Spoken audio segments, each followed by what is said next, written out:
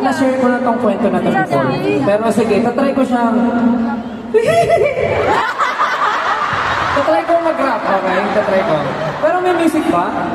Mabagal lang, mabagal lang, mabagal lang.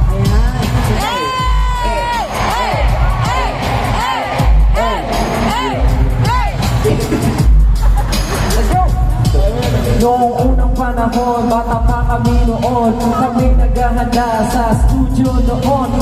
Naaalala ko, nag-aayos kami, nag-makeup dahil may event pala kami noon.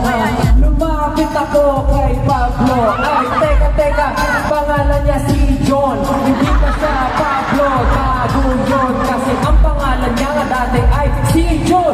Sabihin niyo, si John!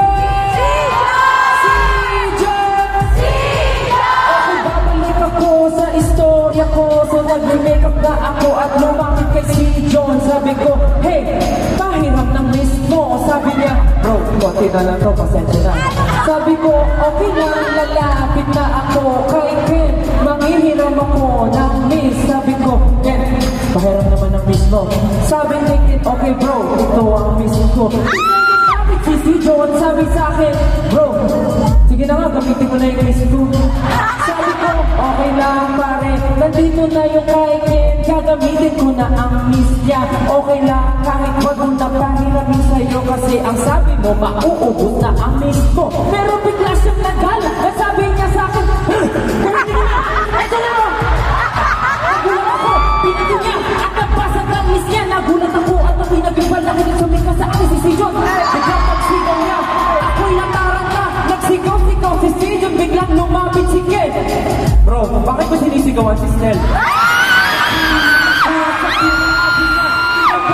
Akala ko suntukan na, biglang nasabi, decision. Pare, bakit ka ba nakikialam dito? Sinagot si Ken, lumapit kay si John, dibdib sa dibdib. Ang sabi niya, eh bakit mo sinisigawan si Snell?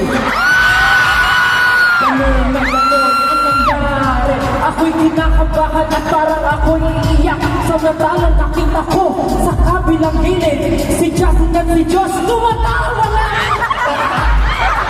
Tutuhan na yun! Samantalang ako, nangihiram lang ng miss. Hindi ko alam ang gagawin pagkat kinakabahan na ang isang isting nandun lamang sa isang kape. Pero ang nangyari, hindi ko natapos ang makeup ko dahil wala na ako miss. Pero okay lang yun kasi alam niyo ba, hindi na kami mag-aaway dahil sa isang miss. Kasi ngayon lahat kami may pambili na kahit ilang